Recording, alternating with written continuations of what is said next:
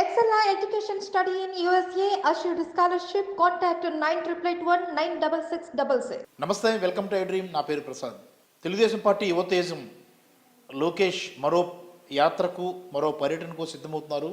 యువగళం పాదయాత్ర మధ్యలోనే ముగిసిపోయిన నేపథ్యంలో ఇటు ముఖ్యంగా ఆంధ్రప్రదేశ్ సంబంధించినంత వరకు ఉత్తరాంధ్ర ప్రాంతం అంతా కూడా తాను యాత్ర చేయలేదన్న భావనలో ఉన్నారు. అయితే మళ్ళీ అటు ఇచ్చాపురం నుంచి ఇటు విశాఖపట్నం వరకు ఒక అంటే పాదయాత్ర కాకపోయినా మొత్తం మీద అక్కడ జనాలతో కలవాలి, వాళ్ళ మధ్య మమేకం కావాలన్న ప్లాన్తో ఒక ప్లాన్ సిద్ధం చేసుకున్నట్లుగా కనిపిస్తోంది. మరి లోకేష్ ఈ పర్యటనలు ఎలాంటి ప్రభావాన్ని చూపించబోతున్నాయి, ముఖ్యంగా వైసీపీ మీద ఎలాంటి ప్రభావాన్ని చూపించబోతున్నాయి అనే దీని మీద మొత్తం వైసీపీ నేత ఆకుల వెంకటేశ్వర గారు ఉన్నారు. అన్న నమస్తే.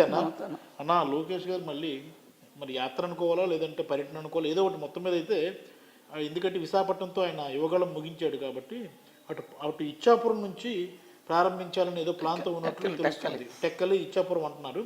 ఏంటి దీని మీద వైసీపీలో గందరగోళం ఉంది, భయపడుతున్నారు అనే ప్రచారం అవుతుంది, నిజమేనా? వీడిని చూసి భయపడడం అనేది చాలా హాస్యాస్పదం. నవ్వుకుంటున్నారు జనాలు.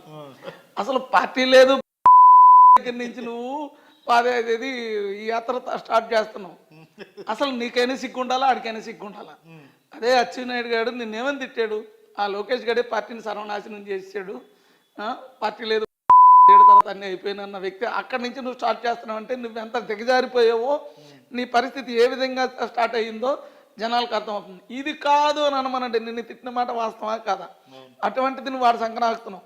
అచ్చెన్నాయుడు గారి దగ్గరికి వెళ్ళి నువ్వు చేస్తున్నావు అంటే నువ్వెంత దిగజారిపోయావు ఆయన లోకేష్. నీ పాదయాత్ర వల్ల మొత్తం ఉన్నది బాయ్, ఉంచుకున్నది బాయ్, అందరూ బాయ్, మీ నాన్న జైలుకు బాయ్. అదైనా నీ ఇంట్లో మీ ఫ్యామిలీలో మనిషిని కోల్పోయా.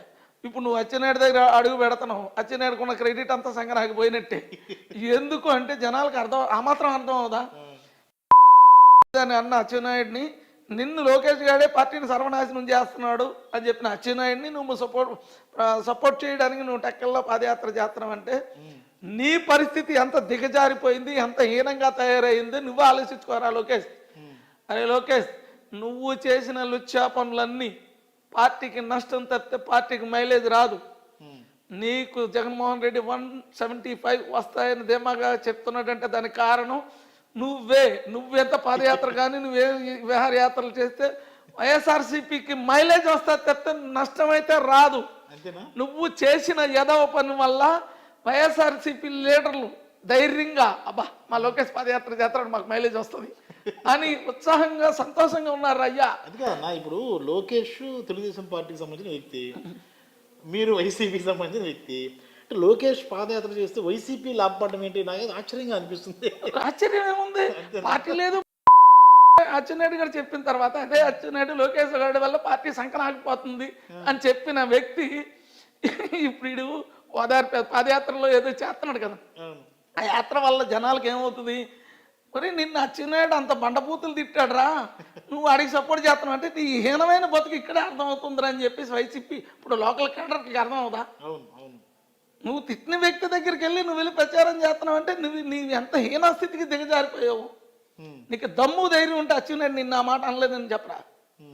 దానికి నేనే కదా ఉదాహరణ, నేనే కదా విట్నెస్ సాక్ష్యం, నేనే సాక్ష్యం. లోకేష్ గారి వల్ల పార్టీ నాశనం అయిపోయింది. మరి లోకేష్ గారి వల్ల పార్టీ నాశనం అయిపోయిందని చెప్పిన అచ్చెన్నాయుడు లోకేష్ గారిని ఎలా కాన్స్టిట్యున్సీకి పిలిపించుకుంటాడు? అంతేనా? అంటే మరీ అంత తక్కువ చేసి చూడడం ఏంటన్నా? లోకేష్ అంటే కొంత ప్రభావం చూపిస్తారు కదా తెలుగుదేశం కేడర్లో. జనం ఏమి ఆడి వల్ల పార్టీకి నష్టం తప్పితే ఆడెంత తిరిగితే వైఎస్ఆర్సీపీ పార్టీకి అంత ఉత్సాహం ఉంటుంది. ఎందుకో చెప్పమంట, మన 10 రోజులు ఎక్కడ కనబడకుండా ఎందుకు పోయాడు? వీడు మళ్ళీ అక్కడ కలెక్షన్కి డబ్బులు వసూలు చేసుకోవడానికి, ఎందుకంటే ఆ కాన్స్టిట్యున్సీలో ఉన్న లీడర్లు అందరి దగ్గర డబ్బులు కలెక్ట్ చేసుకోవడానికి వీడు యాత్రలు మొదలుపెట్టాడు. ఎందుకంటే మన పాదయాత్ర మొదలుపెట్టి యువగలం పాదయాత్ర మొదలుపెట్టి ఒక 500 కోట్లు ఎంతో జనాల దగ్గర కలెక్ట్ చేసేటట. ఉన్న కాన్స్టిట్యున్సీలో ఎలా కలెక్ట్ చేయాలనే ఉద్దేశం, కలెక్షన్ కింగ్ లోకేష్. కలెక్షన్ చేయడానికి వీడు ఈ యాత్రలో 100%. ఇప్పుడు ఉదాహరణకు ఒక మాట అండి, ఇదే అచ్చెన్నాయుడు లోకేష్ గారి వల్ల పార్టీ సర్వనాశనం అయిపోయిందని చెప్పిన మాట వాస్తవం కాదా? మరి అదే లోకేష్ అంటే అంటే నెంబర్ 2 అంటే ఇప్పుడు లోకేషే అంటారు కదన్నా. అటు బొంద నెంబర్ 2 అండి బాబు. దేనికి నెంబర్ 2? వెనుపోటు పడవలో నెంబర్ 2. అంటే ఇప్పుడు చంద్రబాబు నాయుడు తనయునుడిగా లోకేష్కి అంతో ఎంతో ఇప్పుడు నెంబర్ 2గానే చెప్పుకుంటారు. ఓకే, అతను సమర్థుడా అసమర్థుడా అనేది పక్కన పెడితే నెంబర్ 2గా చెప్పుకుంటాడు. ఆయన మాటలు గత ప్రభుత్వంలో చెల్లుబాటు. అంటే అసలు లోకేష్ ప్రభావం అనేది ప్రజల మీద ఏమాత్రం కూడా ఉండదని నమ్ముతున్నారా? అది జనాలకి చంద్రబాబు నాయుడు పోయిన తర్వాత తెలుస్తుంది. అంతేనా? వీడి బతుకు, వీడి కథ, వీడి దీన్ని, ఓకే, వీడు ఎవడో న్యాయం చేశాడని. వీడు నా ఇంటికి వచ్చి నా అంకుల్ అని చెప్పిన నాకేం న్యాయం చేయలేడు. ఇంక జనాలకి ఏం న్యాయం చేస్తున్నాడు? నా దగ్గర డబ్బు లేదని కదా ఆ రోజు ఈ రోజుకి చెప్తున్నా. కేఎల్ నారాయణ అనే వ్యక్తి మా వాడిని ఎందుకు ఇబ్బంది పెడుతున్నావు, నన్ను నిధిలో పెడుతున్నాడు. వీడు కేఎల్ నారాయణ దగ్గర డబ్బు, నేను చెప్తున్నది అబద్ధం అని వెంకటేశ్వర మీద పెట్టేయమనండి. వాడు డబ్బులు ఉన్నాడు, నేను డబ్బులు లేనండి కాబట్టి డబ్బులు ఉన్నోడికి ఈ చంద్రబాబు నాయుడు కానీ లోకేష్ కానీ సపోర్ట్ చేస్తారు. ఓకే, అదే సుజనా చౌదరి, దేవినేని ఉమా, సీఎం రమేష్ వీళ్ళకి సపోర్ట్ చేసిన వ్యక్తే కదా ఈ లోకేష్. అవును, కింద జెండా మోసినోడు ఒకడికైనా సపోర్ట్ చేశాడా? జెండా మోసినోడు ఒకడికి సపోర్ట్ చేయడు. ఈరోజు నేను ఇంత ధైర్యంగా నేను మీకు కౌంటర్ ఇస్తున్నానంటే కారణం ఏంటో తెలుసా? నా నిజాయితీ. నాకు మీరు అన్యాయం చేశారు కాబట్టి, నా కుటుంబాన్ని ఈదులో పెట్టారు కాబట్టి, మిమ్మల్ని ఈదులో పెట్టి మీరు ఇంటి దగ్గర కూర్చునే వరకు నేను మిమ్మల్ని వదలను. అంతేనా? సమస్య లేదు. వదలను. ఎందుకో తెలుసా? ఈవేళ పొత్తిరేపు 2వ రోజు ఎప్పుడో డిసైడ్ అయిపోయాను నేను మీ వల్ల. యాక్చువల్గా ఈరోజు వైఎస్ఆర్ కండువా కప్పుకున్నాను కాబట్టి ఈరోజు నేను బతుకున్నా. అదే కండువా కానీ కప్పుకోకపోతే ఎప్పుడో మీరు నన్ను లేపేసేవారు. అందులో డౌటే లేదు. మీరు మీడియాతో చెప్పిన మాట వాస్తవం కాదు. మీడియాలో ఒక వ్యక్తికి ఆడి పని మీ రూలింగ్ వచ్చిన వెంటనే తీసేస్తాం, టైం దగ్గర పడింది అని చెప్పిన మాట వాస్తవం కదా? నీకు దమ్ము ధైర్యం ఉంటే నన్ను టచ్ చేయరా లోకేష్. నీ జీవిత చరిత్ర అంతా నేను ఇంకా పోలిన చాలా ఉన్నాయి. అదే అచ్చెన్నాయుడు చరిత్ర, మీ చరిత్ర. నేను ఏం చేస్తానో మిమ్మల్ని ఈదులు పెట్టుకుంటా అయితే మిమ్మల్ని వదలను. నా జీవితం ఎలాగ, నా కుటుంబం జీవితం ఎలాగ నాశనం చేశారు. దయచేసి నరేంద్ర మోడీకి, అమిత్ షాకి ఒకటే చెప్తున్నా, ఇటువంటి లోపరగాలని మీరు దగ్గర చేర్చుకోకండి. చేర్చుకున్నారా వెన్నుపోటుకి సిద్ధంగా ఉండండి. లోకేష్ గారు అంతకు మించి తండ్రిని మించిన తనయుడు. ఇప్పుడు అందరి దగ్గర కలెక్ట్ చేసాడు. డబ్బులు అడుగుతారనే ఉద్దేశంతో 10 రోజులు అండర్ గ్రౌండ్కి వెళ్ళాడు. ఇప్పుడు మళ్ళీ 2వ కలెక్షన్ మొదలెట్టాడు. కాకపోతే ఏంటండి అచ్చెన్నాయుడు దగ్గరికి వెళ్ళి చేయడం ఏంటండి? యాత్రలు కేవలం డబ్బులు కలెక్షన్ కోసమే పేరుతో యాత్రలు లేదంటే పర్యటనలు చేస్తున్నారు అంతే. మరి వీళ్ళకి ఎంత దమ్ముంది అని చెప్పిన వ్యక్తి, వీళ్ళకి దమ్ము ధైర్యం లేక కదా అన్ని పార్టీలు లాక్కెళ్తున్నారు. అవును కదా? అంతే. మీకు రేపు 3 నెలల్లో ఎవరికి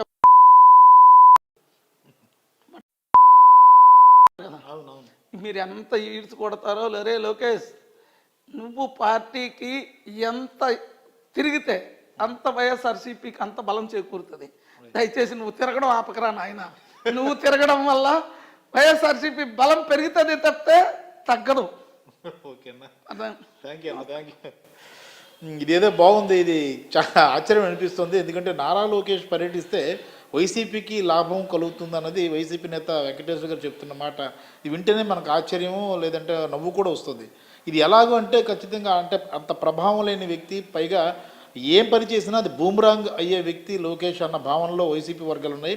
ఇప్పుడు తాజాగా ఉత్తరాంధ్ర ప్రాంతంలో కొన్ని ప్రాంతాలు పర్యటించడం ద్వారా పార్టీ బలోపేతానికి ఆయన కొన్ని చర్యలు తీసుకుంటారని ప్రచారం జరుగుతుంది. ఇది జరిగితే మాకే మంచిదన్న భావనలో వైసీపీ వర్గాలు ఉన్నాయి. మొత్తమే చూసుకుంటే లోకేష్ వ్యవహార తీరు కానీ ఆయన పర్యటనల మీద వైసీపీ చాలా లైట్ తీసుకుంటున్నట్లుగానే కనిపిస్తుంది. కెమెరామెన్ మూర్తితో ప్రసాద్, ఐడ్రీ మీడియా, విశాఖపట్నం.